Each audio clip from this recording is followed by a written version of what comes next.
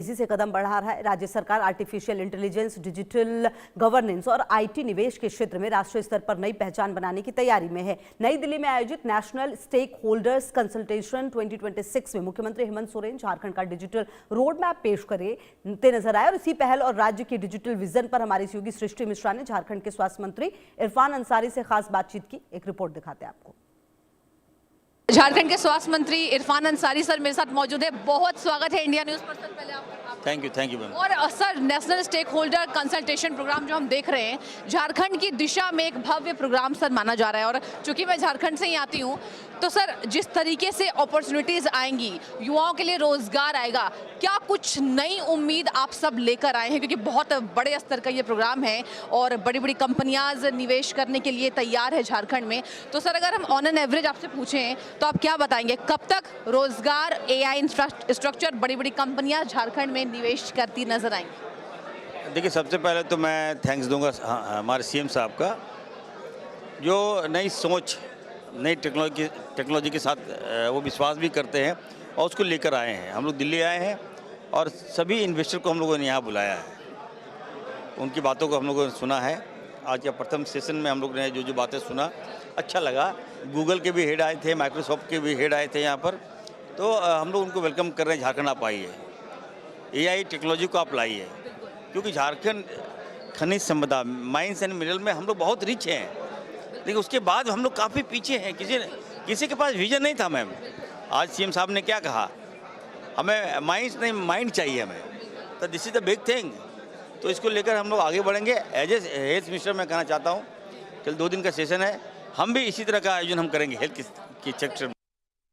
हमारे साथ आईबीएम के सीनियर एडवाइजर तालिम सर मौजूद है। सर, बहुत बहुत स्वागत है इंडिया न्यूज़ पर पहले आपका।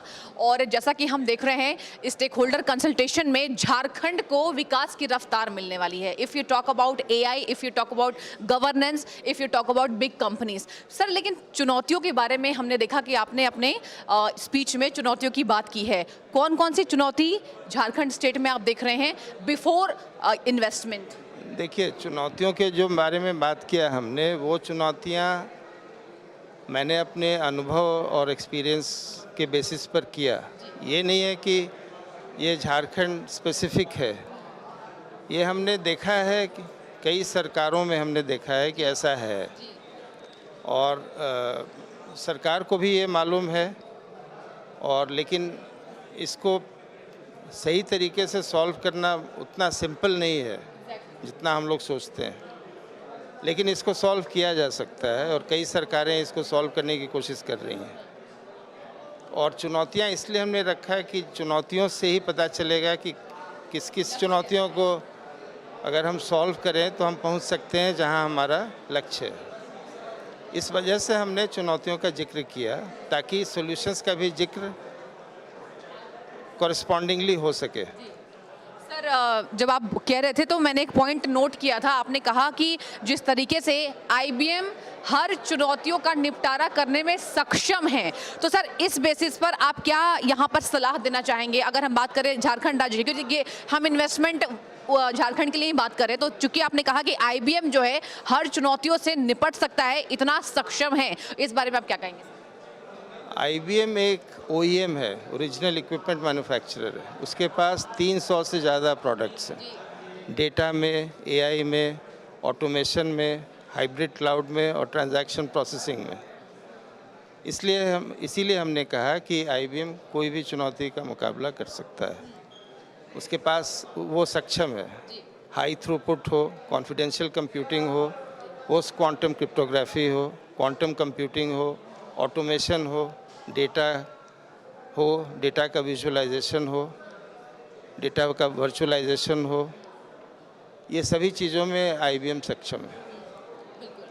और हम जहाँ भी मिशन क्रिटिकल एप्लीकेशंस होते हैं या मिशन क्रिटिकल जहाँ पर की आवश्यकता है, वहाँ पर आईबीएम प्रेजेंट है। कोई ज़रूरी नहीं है कि सिर्फ प्रोडक्टिविटी बढ़ाने के लिए या क्लाउड में एक सोल्यूशन प्रोवाइड करने के लिए आईबीएम है।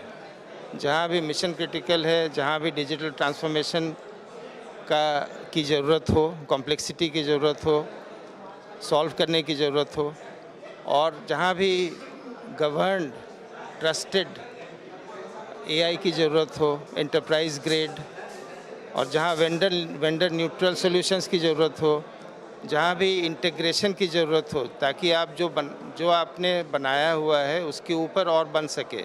ये नहीं कि जो बनाया हुआ है उसको हटा दिया और नया बनाना शुरू किया।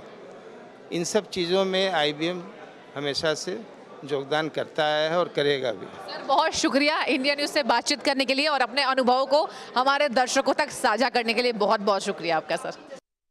बहुत स्वागत मैं करना चाहूँगी, झारखंड सरकार में मंत्री हैं दीपिका पांडे मैम मेरे साथ हैं। मैम जैसा कि हम आज देख रहे हैं, क्या झारखंड को एआई हब बनाने की तैयारी में झारखंड सरकार प्रयासरत है, हम देख रहे हैं, लेकिन जो चुनौतियां भी सामने आ रही है, सबसे पहले तो मैं आपका कमेंट चाहूँगी कि कितनी बड़ी ये तैयारी है, क्या सोच सरकार की रही है? देखिए सरकार अपनी पूरी तैयारी के साथ यहाँ आई है और माननीय मुख्यमंत्री जी ने बहुत क्लियर स्पष्ट शब्दों में झारखंड की क्या तैयारी है और उसको जो स्टेक होल्डर्स हैं जो हमारे यहाँ के इन्वेस्ट कर सकते हैं उनको बहुत स्पष्ट शब्दों में समझाया है। झारखंड की अगर आप बात करें तो geographically also we are more suitable, climate के हिसाब से भी वो सारा माहौल ऐसा है कि जहाँ टेक्नोलॉजी पार्क्स को आके काम करने में परेशानी ना हो। इसके अलावा जो हमारी पॉलिसी है दैट इज़ इन प्लेस। ये कंसल्टेशन के बाद कोई इम्प्रूवमेंट करना है तो उसके लिए भी माननीय मुख्यमंत्री जी ने कहा कि हम लोग उसके लिए भी तैयार हैं। साथ ही साथ जो आईटी इंफ्रास्ट्रक्चर क्रिएट करना है हमें, उसके लिए लैंड की रिक्वायरमेंट हो या फिर सर्टिफिकेशंस हो, कुछ क्लियरेंस है, इन तमाम चीज़ों की पर अपने तैयारियों को हमने स्पष्ट कर दिया है। और जो सब्सिडीज़ या हैंड होल्डिंग, पूरे देश में आज कोई अन्य राज्य जो आईटी के मामले में बहुत सशक्त है उससे बेहतर सपोर्ट हम लोग कमिट कर रहे हैं।